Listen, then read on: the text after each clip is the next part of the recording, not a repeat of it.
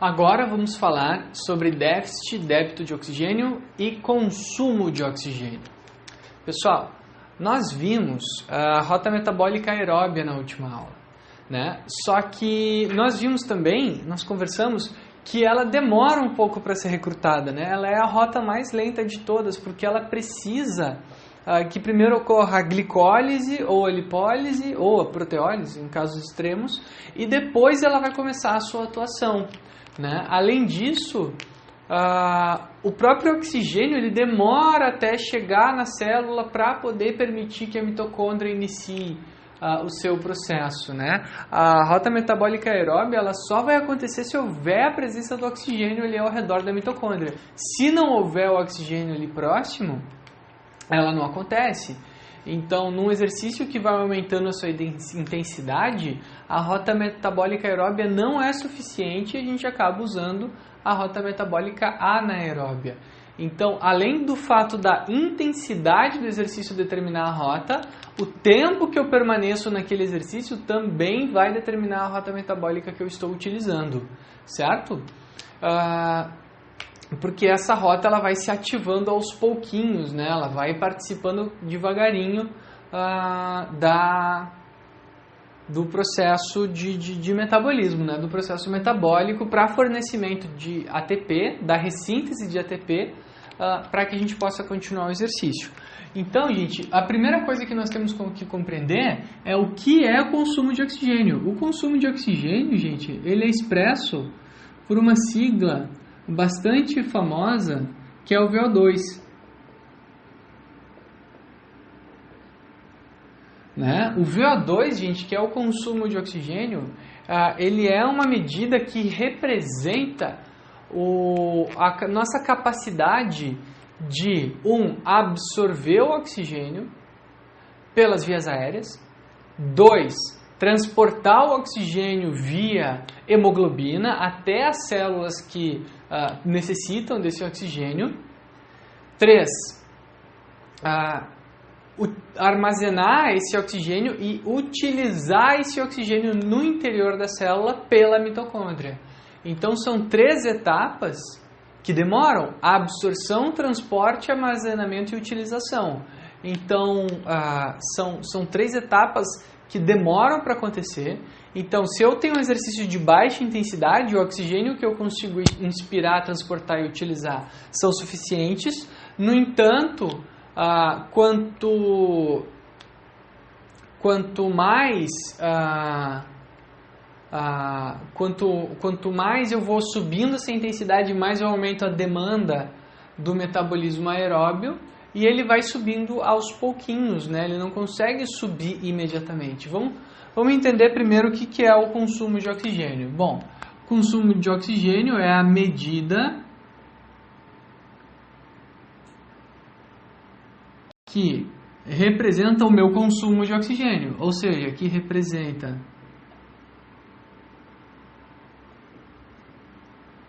a capacidade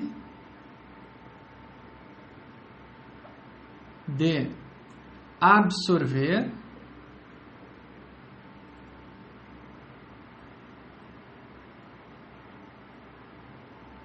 transportar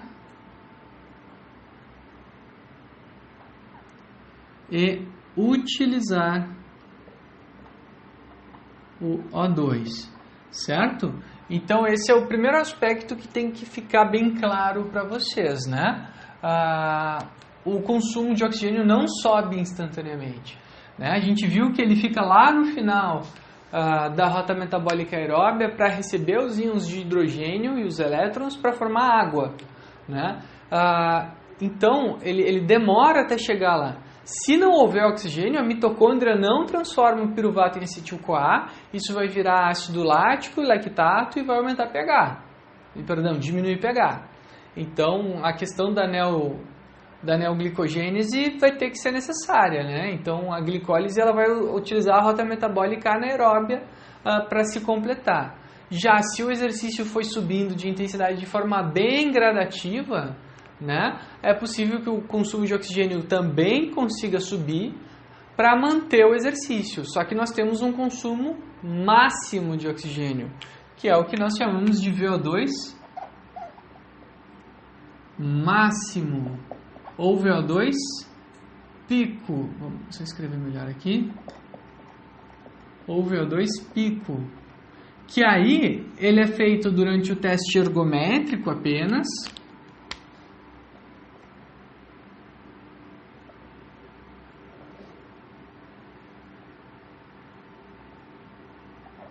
De exercício, né, o teste de VO2, com uma máscara, e representa a minha capacidade máxima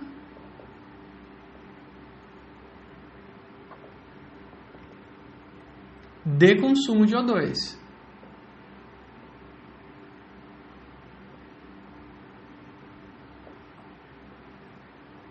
Existem testes indiretos para se medir o VO2, mas nenhum deles é satisfatório, né? A melhor forma é tu ir no Centro Clínico de Medicina Desportiva ou em alguma clínica de cardiologia e fazer aquele teste mascarado, né? Onde ele mede o quanto de oxigênio eu consegui consumir a cada respiração, certo? A cada inspirada e expirada. Bom, vamos entender isso graficamente, pessoal. Vamos pensar, né, o gráfico é sempre a melhor forma de se explicar esses fenômenos. Vamos pensar o seguinte, né? Que aqui nós estamos em repouso e nós temos um determinado VO2. Né? VO2 é o meu consumo de oxigênio, é o quanto eu estou consumindo de oxigênio em mililitro por quilograma, né? O que vai acontecer, gente? O meu consumo de oxigênio, ele não sobe instantaneamente, ele sobe devagarinho. Então, ele consegue, quando eu começo a fazer exercício, subir gradativamente, né? Essa é a minha capacidade de subir o meu consumo de oxigênio durante o exercício.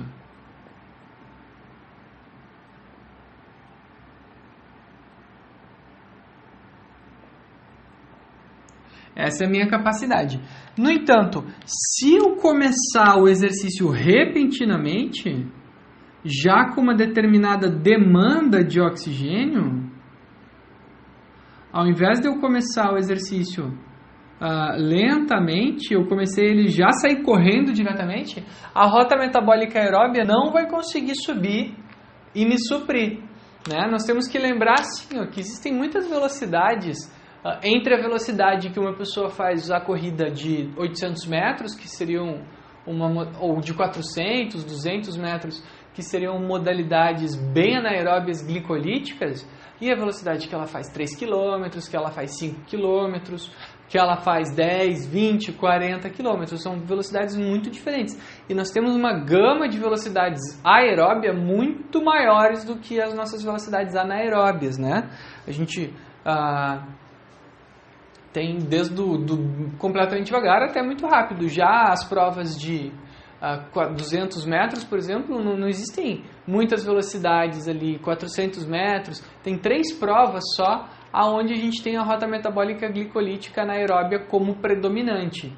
Então, o que isso significa? Que se eu estou numa intensidade relativamente alta, uma velocidade alta, em que a rota metabólica anaeróbia é a principal, por exemplo, uma corrida de 5 km, ela não vai se ativar imediatamente. Outras rotas no início do exercício vão ter que suprir esta demanda energética. Então, todo esse primeiro trecho aqui, que eu tinha uma determinada demanda energética de VO2, então aqui eu tenho uma demanda que não está sendo suprida ainda, está demorando até o meu corpo conseguir chegar lá com o consumo de oxigênio, mas eu tenho uma demanda, certo? Essa demanda de oxigênio não suprida, essa falta de consumo de oxigênio, nós chamamos de déficit de oxigênio, certo? Então, essa demanda de oxigênio em que eu ainda não consigo ressintetizar toda a ATP a partir da rota metabólica aeróbia e acabo utilizando rotas metabólicas anaeróbias, ou seja, rotas menos eficientes para fazer esse exercício, e não porque o exercício é muito intenso, mas porque a rota metabólica aeróbia demora para ser ativada. O consumo de oxigênio, ele tem, além da questão da intensidade, ele tem a questão do tempo para ser plenamente ativado. Então, o que vai acontecer? Quando ele alcança aqui, ok, eu já estou com o meu exercício, né? Aqui fazendo exercício com um consumo de oxigênio ideal para esse exercício. Só que, e se eu repentinamente interrompo esse exercício? Né? Assim, o que vai acontecer? A minha demanda energética caiu. A minha demanda energética caiu para os mesmos valores de quando eu estava em repouso. Certo? Então, lembre-se que aqui no começo do gráfico eu não estava em exercício, eu estava em repouso.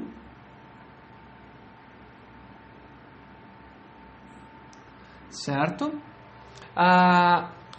E o meu consumo de oxigênio, assim como ele tem um retardo para se ativar, ele também vai demorar para ter o seu consumo normalizado. E eu vou ter todo um período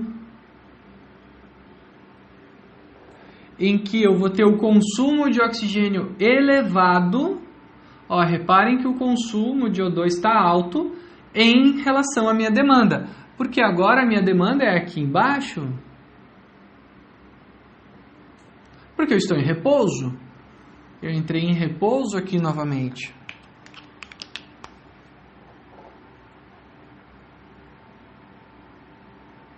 Então, eu tenho uma demanda baixa, mas o meu consumo de O2 ainda é alto.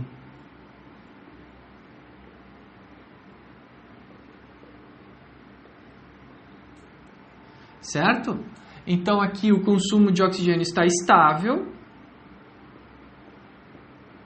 Aqui no meio. Aqui ele está elevado.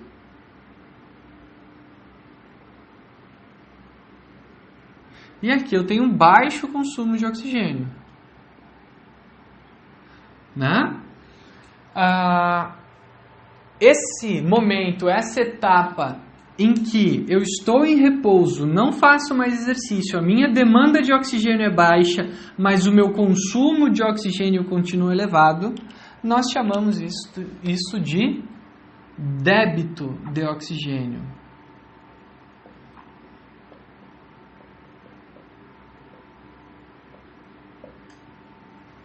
O que é o débito de oxigênio, pessoal? O débito de oxigênio é o consumo de oxigênio elevado após o exercício, também chamado de EPOC, né? Excessive Post-Exercise Oxygen Consumption, né? Que é uma expressão em inglês que diz o quê? Que o meu consumo de oxigênio está elevado após o exercício. Então, eu tenho um déficit de consumo de oxigênio, aqui eu tenho uma sobra de consumo de oxigênio, né? Só melhorar a letra aqui. E o porquê de cada uma dessas coisas, né? O déficit, ele vai se dar pela demora. Vamos fazer assim, uma cruz aqui para esse e um xizinho aqui para esse, né? Ali. O déficit, ele vai se dar pela demora da disponibilidade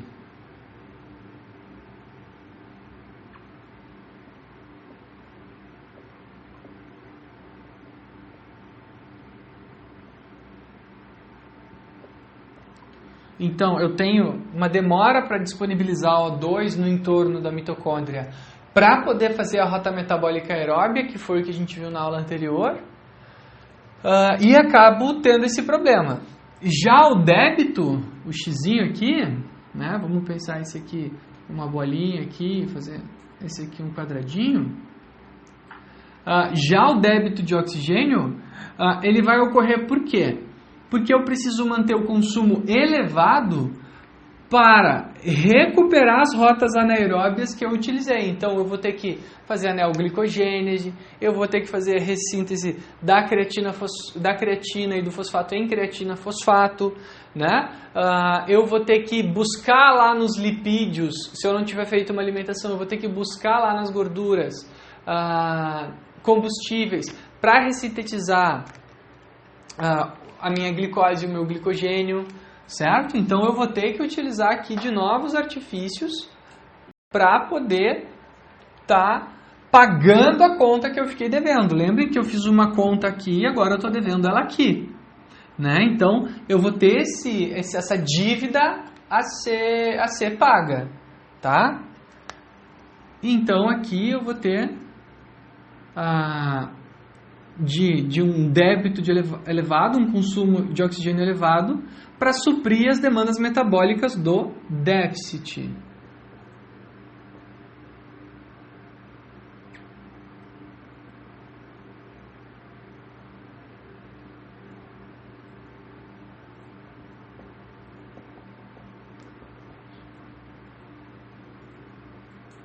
Do déficit de oxigênio. Então, gente, é como se fosse uma questão de banco, né? Aqui eu peguei dinheiro emprestado das rotas metabólicas anaeróbias e depois eu tenho que devolver esse dinheiro para as rotas metabólicas anaeróbias. Por quê? Porque eu não tinha rota metabólica aeróbia suficiente. Esse é o princípio, gente, do treinamento intervalado, onde eu faço exercícios de altíssima intensidade alternados com de baixa intensidade para estar sempre tentando utilizar a rota metabólica anaeróbia para o exercício. Como assim, prof? Gente, é muito simples. Se eu começo um exercício elevado, eu vou utilizar a rota metabólica anaeróbia. A glicólise produz apenas 3 ATPs por meio do glicogênio quando eu estou fazendo exercício, certo? A glicólise aeróbia produz 30 ATPs por meio da rota metabólica quando a rota aeróbia funciona. Se o meu objetivo é gastar o meu combustível, eu vou usar o quê? Eu vou usar a minha Ferrari, que faz 3 km por litro, ou eu vou usar o meu Uninho, que faz 30 km por litro. Se o meu objetivo é gastar combustível, eu vou usar a Ferrari ou Fiat Uno? Né? O que eu vou usar? Eu vou usar a minha Ferrari. Ela vai gastar muito mais combustível, no entanto, este é o meu objetivo. Agora, se o meu objetivo é economizar, o que eu vou fazer? Eu vou ir acelerando aos pouquinhos, gradativamente, num exercício incremental, né? Para quê? Para depois chegar num estado estável de exercício. O exercício intervalado, ele se baseia nisso, em subir a intensidade, fazer um exercício de até 1-2 minutos, reduzir a intensidade, aí eu vou ficar em déficit. Aí quando o meu consumo de oxigênio está baixando, o que eu faço? Eu subo a intensidade do exercício. Então eu sempre faço um exercício acima do meu consumo de oxigênio para aquele exercício, né? Eu conseguiria consumir oxigênio para fazer aquele exercício, mas eu sempre estou fazendo ele além para tentar exigir o máximo possível das minhas rotas metabólicas anaeróbias e assim, ao mesmo tempo, gastar mais combustível. Afinal, este é o objetivo do treinamento intervalado, por exemplo. Certo? Nos vemos na próxima aula. Um abraço.